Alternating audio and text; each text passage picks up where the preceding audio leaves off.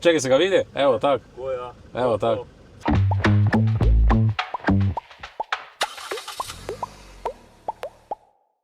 Pozdravljeni danes na Igo, po desnem pasu. Z mano je bivša predsednica Podmladka, poslanka Alenka Jeraj. Lep pozdrav. Lep pozdrav.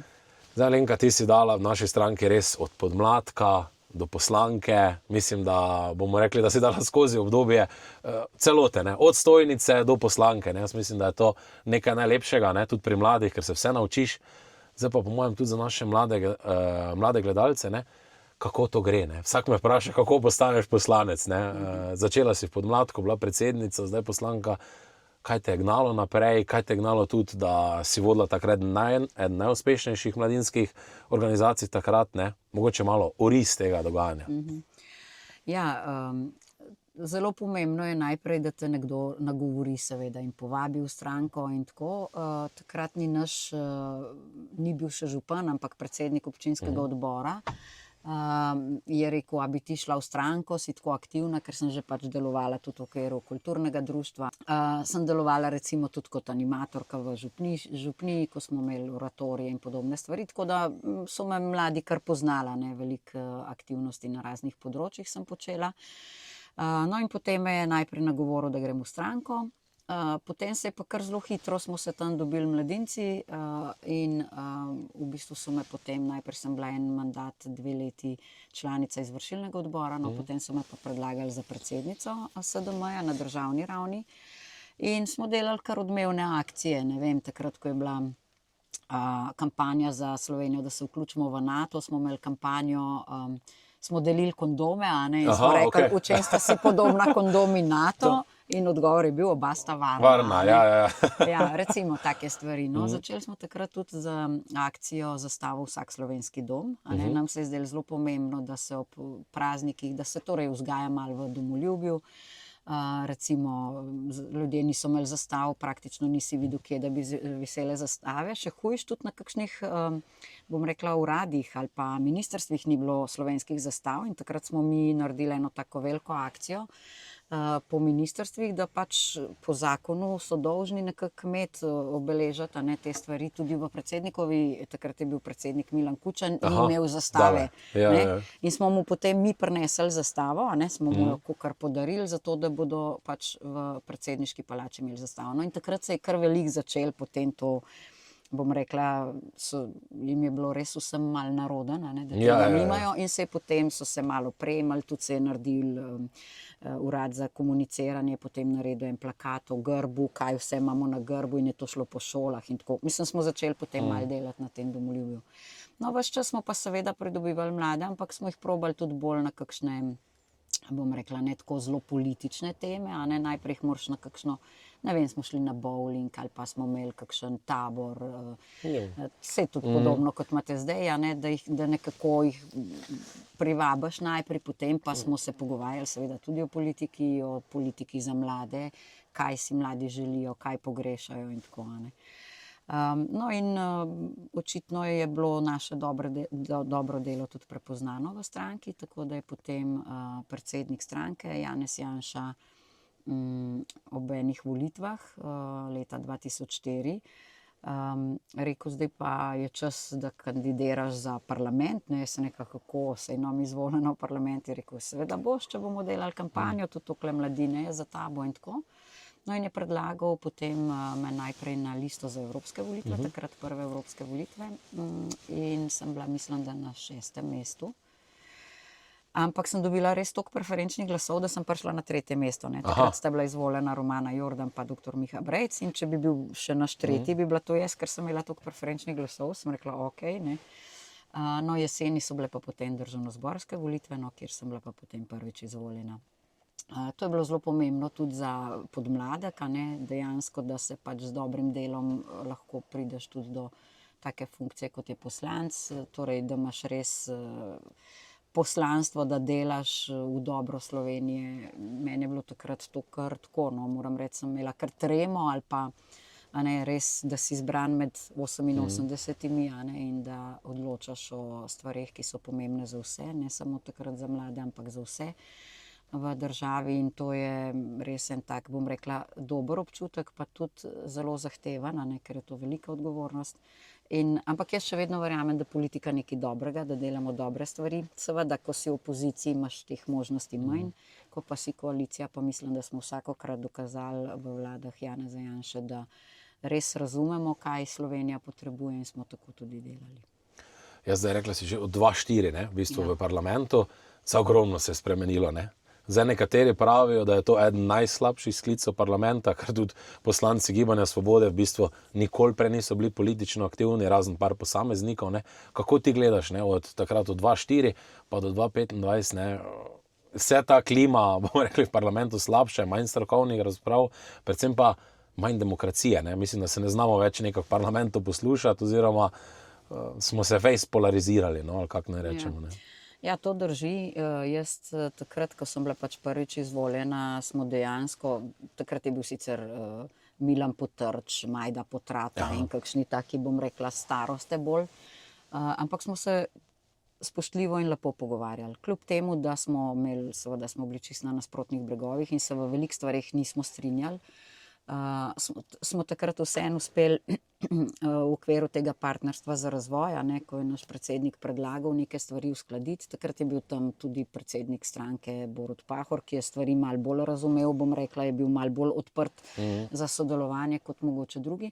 Ampak komunikacija med nami je bila pa res spoštljiva, nobenih žaljivk, tako kot je to danes. In poleg tega smo se veliko bolj strokovno pogovarjali, ne. Vzeli smo si čas za razprave, vzeli smo si čas, da smo se seznanili s temami, da smo poslušali tudi strokovno javnost in to. Se mi zdi, da je pa tega zdaj absolutno premalo. Jaz največ, bom rekla, krivde za to pripisujem Levici. Namreč takrat, ko je Levica prišla prvič v parlament, torej z poslancem Trčkom in to, mislim, ali pa recimo tale Violeta Tomić, mislim, to je pa padel nivo za nekaj stopenj, ne. Naenkrat se več ni dalo normalno pogovarjati, vse je bilo, bom rekla, bolj agresivno, napadalno, nas so zmerjali, mislim, mi smo bili čisto začudeni, a ne. Seveda potem tudi ti rataš bolj agresiven, kar meni načeloma ni všeč, ampak se moraš seveda braniti ali pa povedati svoje. Tako da mislim, da se je to kar poslabšalo, no. Res nivo razgovorov obupno. Zdaj pa sploh, a ne, v času Gibanja Svobode je pa še to, a ne, da se vse dela po nujnih postopkih, vse skrajšani postopki, kar pomeni, da niti nimaš časa res dobro domisliti en zakon. Pa izredne seje, ne. Tako, vlada nekaj pripravi. Mi smo imeli, ne vem, 40 rednih sej, pa 140 izrednih, kot da smo v izrednih razmerah, ne, kar je absurd. Seveda pa to pomeni, da ti skrajšuješ vse te postopke, ko se zakoni sprejemajo, ne. In zato smo bili v tem mandatu itak priča, da so sprejeli en zakon in ga potem 3-krat popravljali, ne. Ampak niso hoteli poslušati nobene pripombe, nobenih predlogov, ki smo jih mi dali, ki pa imamo precej več izkušenj, kot si rekel, oni so v glavnem novi. Mi smo pač neke stvari že dali skozi, ali pa smo celo tak zakon že imeli, pa smo ga popravili, ker ni bil dober, a ne. In pa to, a ne, da se kršijo postopki. Naprimer, predsednica Državnega zbora je pravnica, ki bi morala biti res varuhinja, a ne, da gre vse tako, kot predpisuje poslovnik, ustava določa in to.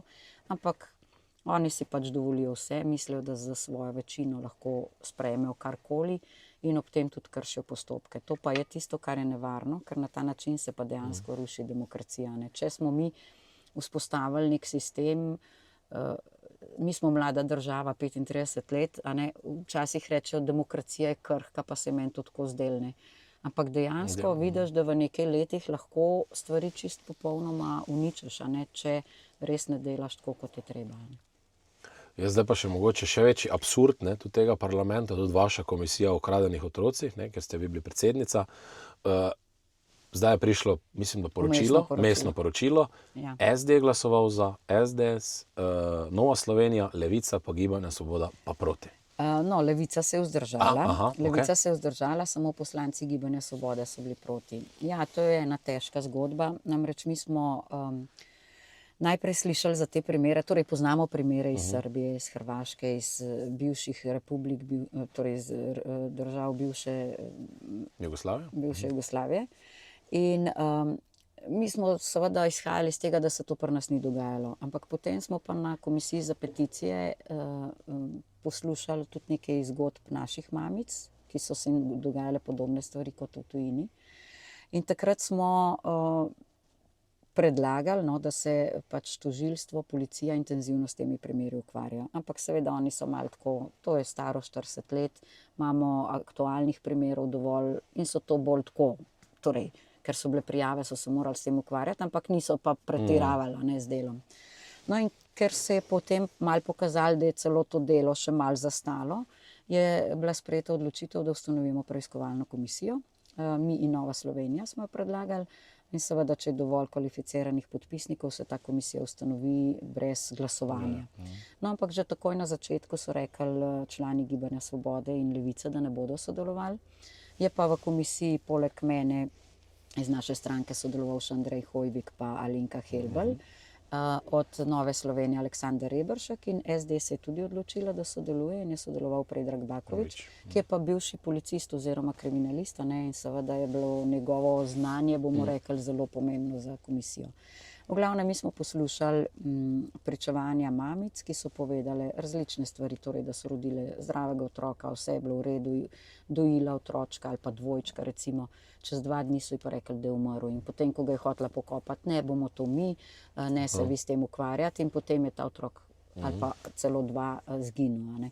Torej, starši ne vedo, kje je grob, kje je pokopan, nobene dokumentacije niso dobili. In takih primerov je bilo potem če dalje več. Ne. Primer tudi, ko naj bi otrok umrl, pa je mamica potem dobila, da ga mora vpisati v 1. razred, ali pa je dobila vabilo za cepljenje, ali pa je dobila ena vabilo, da prideta torej, da vpiše dvojčka svoja v vojsko, ne, takrat je bila še pač vojska, ali pa potem, ko je bila že osamosvojitev, je en otroček, ki naj bi umrl, dobil potrdilo o državljanstvu. Skratka, čudne zgodbe, a ne. In mi smo preiskovali to, ugotovili cel kup napak v dokumentaciji, smo šli pa decembra celo ekshumirati en grob, torej ne mi, ker to mi ne moramo narediti, mi smo samo to na predlog staršev in svojcev, a ne, ki so vsa ta leta, 43 let, niso vedeli, ali je v tistem grobu res njihova punčka ali ne, ker so seveda spet rodila je mamica na Ptuju, deklica je bila sicer predčasno rojena, 3 tedne, nič kaj dramatičnega, vse normalnih teže, velikosti, Apgar tudi dober, a ne. In so jo odpeljali potem na Vinarsko v Maribor na zdravljenje in oče je obiskoval, 2-krat, 3-krat je bil tam, se je zdravil, vse v redu in potem enkrat dobijo telegram, praktično tisti dan, ko je bil pogreb, ne. Dobijo telegram, da je deklica umrla, on reče, jo hočemo pokopati, ne, bomo mi, ampak je vseeno vztrajal, a ne, in so potem pokopali, ampak so prinesli krsto, torej mrtvega otročka nista videla, krsta je bila zapečatena, nista mogla nič pogledati, ne, in oni so ves čas dvomili, a je tam res njihova punčka. Zdaj, na izkopu, ki ga je odredil seveda preiskovalni sodnik, to mi ne moramo, mi lahko samo predlagamo, očitno je tudi on videl, da gre za sum kaznivega dejanja, ne, je to odredil in je bil tam prisoten državni tožilec, kriminalistična policija, potem iz Inštituta za sodno medicino, kjer so tudi vzeli te kosti tega trupelca in jih odnesli, da bodo poskušali narediti analizo DNK. To je pa še v postopku, to še, torej ne vemo, a je res tam ta deklica. Imela je sicer na roki zapestnico, to, ko imajo mamice in otročki, ampak kar je čudno pri tej zapestnici, običajno so plastične in tako, da jo ne moreš narazen, da ta je imela pa kovinsko zaponko, kar ni bilo običajno. Takrat nikjer tega ni bilo po Sloveniji, tako da zdaj moramo še ugotoviti, kaj je bilo s tem, a je jo kdo tudi mogoče odrezal, pa potem s tem pritrdil. V glavnem, to ne morem nič trditi, je pa to vse na policiji, to so dokazi, a ne, če se bo karkoli ugotovilo. No, zdaj pa, da se vrnem, a ne, k vmesnemu poročilu. Mi smo v vmesno poročilo vse te torej napake, ki smo jih ugotovili, da se je prepozno prijavilo rojstvo. Recimo, kakšno rojstvo je 1 mesec kasneje upisano, čeprav bi moralo biti v 14 dneh. Smrt mora biti v 24 urah, pa marsikdaj ni bila. Tudi pomešani so kdaj podatki, kdaj se je otrok rodil in to. Recimo, če je otrok umrl, bi moral iti vedno na obdukcijo. Na obdukciji se potem naredi tudi, vzame vzorec tkiva in se ga zalije s parafinom, temu rečemo parafinski vzorci, tudi tega pri nekaterih otrocih ni. Tako da ne vemo, kaj se je dejansko z njimi zgodilo, a ne, in seveda je to problem tudi za starša. Ne. Ti starši vsa ta leta dvomijo ali pa mamice imajo občutek, da ta otrok ni mrtev, recimo, ne morejo, mogoče tudi, ker se niso mogle posloviti, ampak verjetno pa tudi zato, ker dejansko pri sebi mamice čutijo, da nekaj ni v redu in pravijo, ne moramo prižgati svečke. No in mi smo bili šokirani, ko poslanci Svobode so glasovali proti. A ne. Jaz sem bila prepričana, tudi ko sem se malo z njimi pogovarjala, da bodo vzdržani, glede na to, da v komisiji niso sodelovali. Pa tudi nič takega nismo zapisali noter, samo tiste stvari, ki jih lahko tudi dokažemo z dokumenti. Predlagali smo pa, da se poročilo pošle specializiranemu državnemu tožilstvu, ki te primere obravnava, ker so nas tudi oni prosili, ne, da jim to pošljemo, in pa da nas tožilstvo potem tudi obvešča, torej nas državni zbor, če so o napredku in tako, da ne delamo istih stvari. Ne. In tretji sklep je pa bil, da predlagamo, da se v novem sklicu parlamenta ustanovi ponovno ta komisija. Torej, taka komisija prevzame vso dokumentacijo, ki smo jo že mi pridobili, nadaljuje od tukaj, kjer bomo mi končali. Oni so glasovali tudi proti tem sklepom. Jaz sicer verjamem, da bo naslednji sklic prinesel bolj zrele poslance in bom rekla tudi bolj srčne in take ljudi, ki bodo razumeli, da je to za starše res težko breme in da pač si vsak starš zasluži, da končamo njegov primer in pridemo do zaključka, torej, kje je njegov otrok, če je umrl, kje je pokopan, če pa je živ, pa kje je. Ja, težke teme, ne? Težke teme, ne? Pa nič politična, ne? Zato smo tudi mislili, da bomo se nekako tukaj vsi poenotili in poskušali pomagati. Ne? Ja, se mi zdi, da pa enostavno, ne, pod, tako ste že rekli, ne, Levico pa Gibanje Svoboda, ne gre se pa notiti, ne. Enostavno, vedno ta ideološka stvar, ne, tudi ravno včeraj sem videl, da napadajo mlade zdravnike, ne, ki jih podučujejo o nekih strokovnih stvareh, ne, in takoj, da so oni pa SDS mašinerija, ne.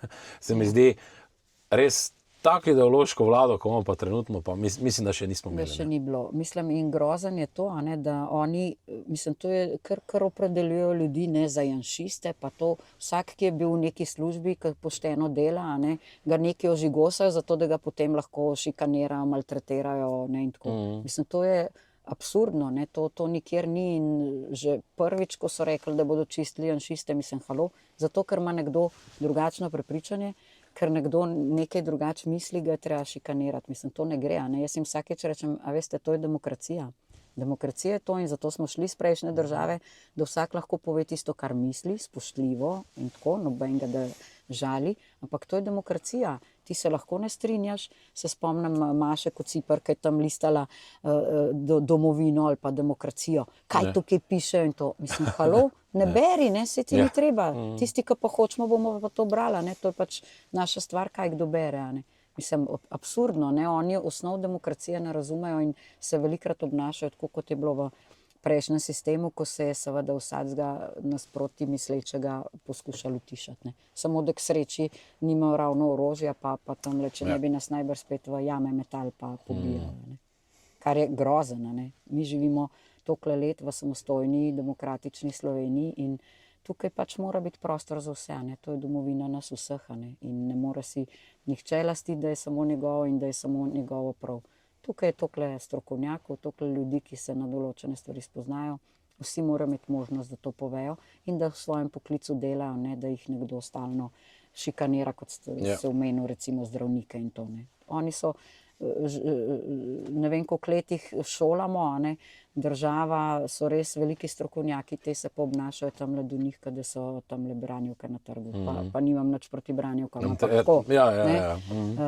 Torej, res strokovnjaki in se takole opleta z njimi, če jih bo 600 odšlo, bo vse isto. Mislim, halo, ne, ker vemo, da ni to tako, ne, in se mi zdi, jaz sem pričakovala vsaj v času covida, potem, ko so ljudje videli, koliko se rabi zdravnikov, kako je težek poklic recimo učiteljev, da bo malo spoštovanja do teh poklicov, ampak vidim, da vsak si upa, vsak mu vse reči, brez da bi se nekako pogledal vase, ne, kaj pa jaz tudi doprinesem in naredim.